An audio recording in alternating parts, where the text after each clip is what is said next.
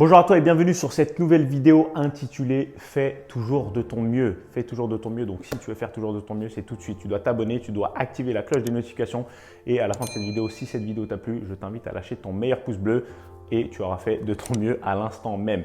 Donc, fais de ton mieux, c'est probablement une phrase que tu as déjà entendue durant ton enfance ou même durant ta vie de manière générale. Probablement, tu as déjà entendu, si tu as lu le livre « Les 4 accords Toltec » de Miguel Ruiz, ou un livre bien évidemment que je t'invite à lire ou à relire si tu ne l'as pas lu au moins 6 fois, tellement ce livre est enrichissant et rempli de bienveillance. Donc en gros, je t'invite à aller voir et à lire ce petit livre-là.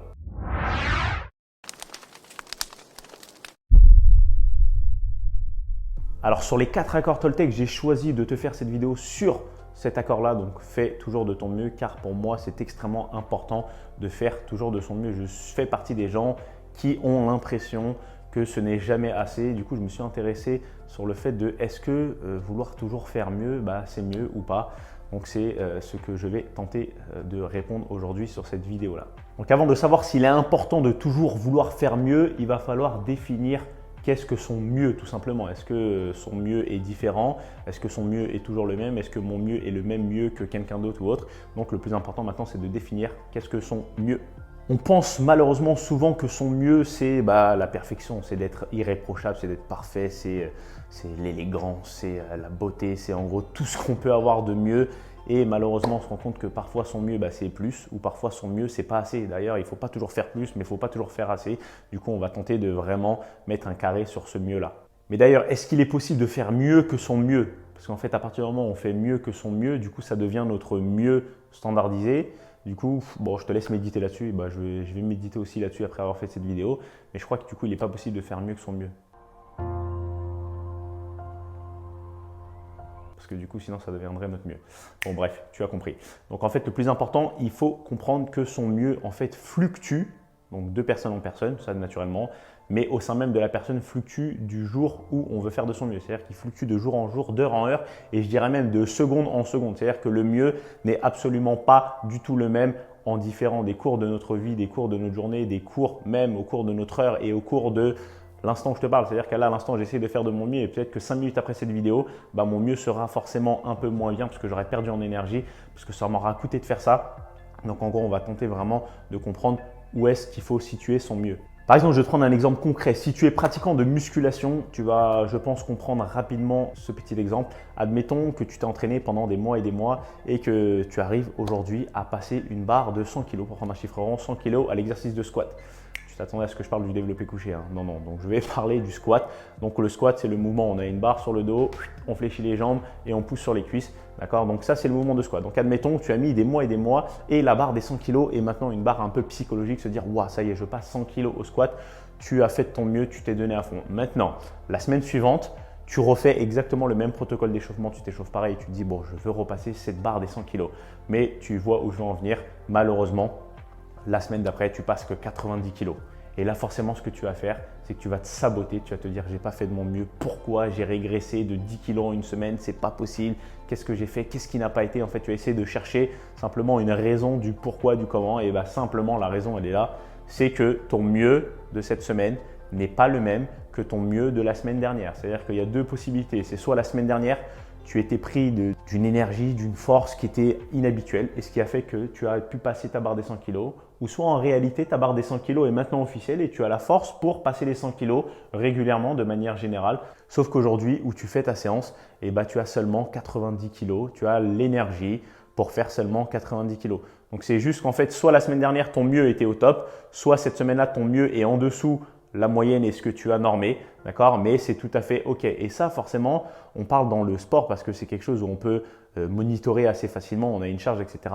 Mais c'est aussi dans tout, dans le travail. Peut-être qu'il y a des jours où on va être plus productif que d'autres jours. Et ça, c'est tout à fait normal car il y a des jours où on a plus d'énergie que d'autres. Donc, il ne faut pas se saboter à chaque fois qu'on a l'impression de faire moins bien que ce qu'on a déjà pu faire. Et du coup, on m'a déjà posé énormément de fois la question, Mike, du coup, si je fais trop, est-ce que c'est bon quand même? Alors déjà, dans cette phrase, il y a le trop et le trop, c'est jamais forcément bon. Forcément, faire trop demande une plus grande réserve d'énergie et une surconsommation de cette dernière. En réalité, c'est comme si tu voulais parcourir 800 km avec ta Clio 2 avec un seul plein à raison de 130 km/h de moyenne en vitesse. Bien évidemment, tu l'auras compris, de par la petite réserve de gasoil que tu vas avoir, tu seras incapable de faire tes 800 km avec un seul plein. Et bah, c'est exactement la même chose pour ton corps. C'est que parfois, on a tendance à vouloir surconsommer, mais on n'a plus de réserve, on n'a plus rien, il faut faire le plein. Et bah, ton corps, c'est exactement la même chose. Plus tu le fais carburer, plus ton réservoir se dégrade, moins tu as d'énergie, moins tu as d'essence et plus le moindre effort te demande une énergie colossale. Tu es alors épuisé physiquement, mais surtout mentalement. D'ailleurs, tu savais que la plupart du temps, les gens, quand ils te disent, tu sais, des fois, tu as des gens où tu sens qu'ils ne sont pas dans leur assiette et quand tu leur dis, bah ça va, qu'est-ce qui se passe, je suis juste fatigué, quoi. Bah, tu savais qu'en fait, le je suis juste fatigué n'était pas forcément une fatigue physique, comme on pourrait dire, je suis fatigué, j'ai envie de dormir, et plutôt une fatigue mentale et émotionnelle. Peut-être que toi aussi, du coup, tu as déjà répondu ça à un ami ou à un proche qui t'a dit, bah, qu'est-ce qui se passe, Antel, tu as l'air pas dans ton assiette, non, je suis juste fatigué, j'ai dormi que 3 heures cette nuit, etc. Peut-être que tu te rends compte en fait qu'au moment où, oui, tu avais peut-être dormi 3 heures, oui, tu penses peut-être que c'est ça, mais en fait, il suffit juste que tu te sois embrouillé avec ton conjoint, tes parents ou ton boss au boulot, qui fait qu'en réalité, c'est pour cette raison-là que tu es fatigué. Et si du coup, la prochaine fois, tu veux savoir si c'est vraiment une fatigue physique ou vraiment tu es épuisé, mais c'est extrêmement rare parce qu'une fatigue physique va engendrer en réalité une baisse de magnésium, de fer. Donc c'est vraiment là, on va matérialiser vraiment sur une prise de sang, de se dire ouais, j'ai vraiment plus d'énergie, je suis vraiment fatigué, mon corps a besoin de se reposer. Donc partons du principe où en fait c'est une fatigue et on ne sait pas si c'est une fatigue physique ou une fatigue mentale. Donc la question à se poser, c'est très simple, c'est que tu te dis être fatigué, donc forcément tu as envie d'aller au lit, tu ne peux absolument rien faire. Et là, si ton meilleur ami ou ta meilleure amie t'appelle et te dit bon, Untel, viens, on va faire 4 heures de shopping ou viens, on va aller voir le meilleur match de foot Real Barça en VIP, j'ai des places, etc. Si ta réponse est ok, j'arrive tout de suite, alors sache une chose, c'est que ce n'était absolument pas une fatigue physique. Parce que physiquement, si tu es épuisé et à plat, forcément derrière, désolé, je ne peux pas, je suis vraiment trop fatigué. Mais si la réponse est oui, j'arrive tout de suite, c'est qu'en réalité, il te manquait juste cette énergie mentale et émotionnelle qui faisait qu'en gros, tu étais au fond de ton canapé. Et la plupart du temps, c'est exactement ce qui se passe. Admettons, tu es dimanche après-midi, tu es là, tu n'as pas envie de bouger du canapé, tu te dis, ouais, je suis fatigué. Et en fait, on se rend compte que déjà, moins on fait de choses, plus on est fatigué. En fait, on est fatigué de rien faire. Et ça peut paraître vraiment paradoxal, mais c'est qu'en réalité, plus on fait des choses qui nous plaisent, plus on est énergétique. C'est-à-dire que plus on crée de l'énergie, plus on reçoit de l'énergie, plus on est bien. Et moins on fait, plus on est dans un bad mood, plus forcément on perd réellement en énergie.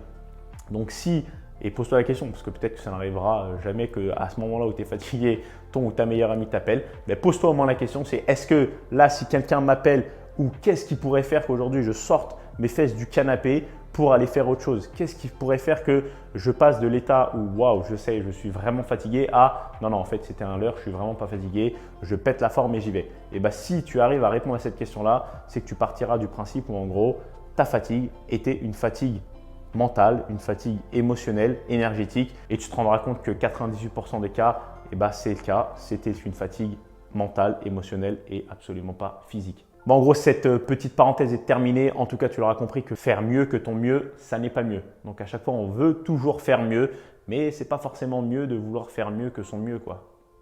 Technique. Et je sais de quoi je parle. J'ai voulu pendant longtemps faire de mon mieux. Tu sais, le perfectionnisme, tu sais, le truc qui en fait qui t'empêche de passer à l'action, qui te dit non, c'est pas parfait, t'as pas fait de ton mieux, c'est pas ça. Et en fait, je te dis ça en fait comme si j'étais guéri, mais en fait, j'ai encore du pain sur la planche, comme on dit.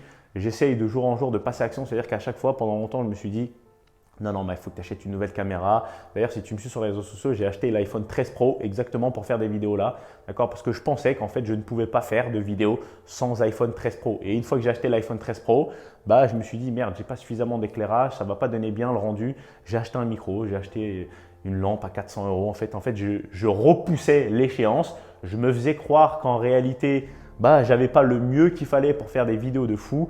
Et j'ai appris une chose, c'est que le perfectionnisme, on le met à la poubelle et surtout qu'une action imparfaite est bien évidemment supérieure à une parfaite inaction. Donc, je répète celle-là parce que je l'aime beaucoup. Une action imparfaite, donc ce que je suis en train de faire là, je suis en train d'agir, c'est peut-être pas parfait, ok, c'est ton avis, c'est l'avis des autres, c'est mon avis peut-être, mais en gros, cette action-là que je fais là, même si elle est imparfaite, c'est mieux que je ne fasse rien, c'est mieux qu'une parfaite inaction. C'est-à-dire que faire rien, on le fait toujours parfaitement, c'est-à-dire qu'on ne peut pas faire moins bien que rien faire. C'est-à-dire que je m'allonge, je fais rien. en fait, je peux faire que mieux. Du coup, je me pose la question, une parfaite inaction, mais est-ce que du coup, on peut faire l'inverse d'une parfaite inaction? Bon, en tout cas, dis-moi en commentaire si tu peux faire mieux que rien faire, ou du moins tu peux faire une imparfaite inaction. Voilà, est-ce qu'on peut faire une imparfaite inaction? Je pense que non, à partir du moment où tu ne fais rien, tu le fais parfaitement bien, quoi. Mais tu l'auras compris, ce qu'il faut faire, c'est de faire même une action imparfaite qu'une parfaite inaction. Donc agis, agis, agis. Aïe, aïe, aïe. Agis, agis, agis massivement. Agis, agis, agis. Aïe, aïe, aïe. Agis, agis, agis massivement.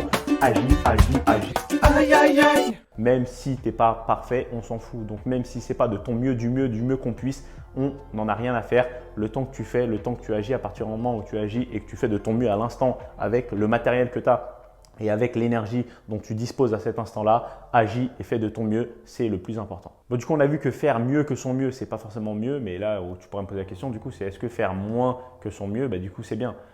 Ah non, pas forcément. C'est-à-dire que là, je te dirais, tu es un crevard d'énergie. Pourquoi? C'est-à-dire que tu sais que tu peux faire mieux, mais toi, tu ne veux pas faire mieux parce que, oui, tu veux garder de l'énergie, etc. Mais non, c'est-à-dire qu'en fait, dans la phrase « fais toujours de ton mieux », si tu sais que ton mieux, il est là et que ça te coûte une quantité d'énergie et que toi, tu veux faire là parce que tu veux économiser de l'énergie, je te dirais, ouais, peut-être en termes de rentabilité, tu as consommé moins d'énergie, mais c'est quand même pas mal. Oui, mais je te dirais, utilise l'énergie quand même nécessaire parce que tu l'as en plus pour faire ce qui est là de ton mieux avec l'énergie que tu as. Donc non, ne fais pas le crevard d'énergie, fais toujours de ton mieux dans le meilleur des mondes, avec les meilleures circonstances, avec ce dont tu disposes. Mais surtout que le risque en fait de faire moins que son mieux, ça va faire quoi? Ça va forcément engendrer une baisse d'estime de toi. Pourquoi? Parce que là, tu ne vas pas te dire « ouais, en fait, ce que j'ai fait, c'est super » ou « c'est pas bien », mais tu vas juste te dire « en fait, c'est pas bien ». Mais en plus, ce qui me dérange, c'est que j'aurais pu faire de mon mieux et je suis conscient que j'aurais pu faire de mon mieux. C'est comme si tu sais que tu peux courir, tu as les capacités de courir 5 km avec l'énergie que tu as là, mais juste par flemme, tu vas te dire bon, ok, aujourd'hui, je vais courir que 3 km. Forcément, tu vas sortir, tu vas revenir, tu auras tout couru tes 3 km. Mais qu'est-ce qui va se passer dans ta tête à ce moment-là? Tu vas te dire c'est bien, j'ai fait que 3 km. Tu vas te dire putain, quand même, je suis vraiment un flemmard. Je sais que je fais habituellement 5 km et là, j'en ai fait que 3. Et là, malheureusement, tu ne peux t'en tenir qu'à toi-même. Tu as fait le crevard d'énergie, tu n'as pas fait de ton mieux et forcément, ça réduit et ça baisse l'estime que tu vas pouvoir avoir de toi-même. Donc, c'est la raison pour laquelle ne laisse jamais ton petit diable dans ta tête te donner l'opportunité de réduire ton estime de toi, surtout pour quelque chose dont tu pensais et tu savais que tu avais les capacités d'accomplir. Donc jamais ne laisser les petits diables agir, surtout si tu pensais et tu savais que tu avais les capacités d'agir. Donc il y a un pour et un contre. Tu as plus d'énergie, c'est très bien, mais forcément, tu as réduit un peu ton estime de toi. Donc c'est soit en fait tu veux avoir beaucoup d'énergie mais une petite estime de toi, soit tu vas améliorer ton estime de toi, l'image de toi, la confiance en toi, mais avec forcément moins d'énergie qui va, si c'est une énergie pour le coup qui sera physique, parce que ton énergie mentale, plus tu augmentes ton estime de toi, plus ton énergie mentale elle monte.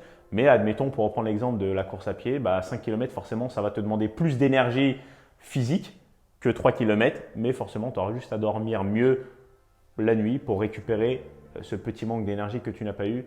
Mais je t'assure que ce petit manque d'énergie physique sera forcément comblé par un manque d'énergie, par un surplus d'énergie émotionnelle et mentale. Donc quoi qu'il arrive, dans tous les cas, tu es perdant si tu fais moins que ton mieux et dans tous les cas, tu seras gagnant si tu fais toujours de ton mieux. En conclusion, faire de son mieux, ce n'est pas le plus compliqué. Le plus compliqué, c'est de trouver à cet instant même qu'est-ce que mon mieux. On ne va pas se mentir, la plupart du temps, les gens font souvent moins que leur mieux. Et si tu es dans ce cas-là, essaye de faire toujours de ton mieux. Et même si ce n'est pas mieux, le fait de toujours essayer de faire de ton mieux, tu te rapproches de ton mieux et un jour, tu atteindras forcément ton mieux de l'instant T. Donc, redouble d'efforts et sois honnête avec toi-même. C'est réellement le meilleur conseil que je peux te donner aujourd'hui, c'est ne te mens pas à toi-même. Donne le meilleur de toi à chaque instant. Et si un jour, tu commences à ressentir un épuisement quotidien, car tu as l'impression de toujours donner, toujours faire de ton mieux, mais sans jamais avoir quelque chose en retour. C'est-à-dire que tu sèmes, mais tu ne le récoltes jamais, tu es complètement épuisé, tu t'acharnes comme un malade pour rien, et ça veut dire une chose, c'est que là, tu es passé de l'autre côté de la barrière et que tu commences en fait à faire plus que ton mieux. C'est-à-dire que là, tu es perdant en termes de rentabilité, tu as trop d'énergie pour le retour que tu as. Donc, c'est une bonne chose, c'est que tu as déjà dépassé ton mieux.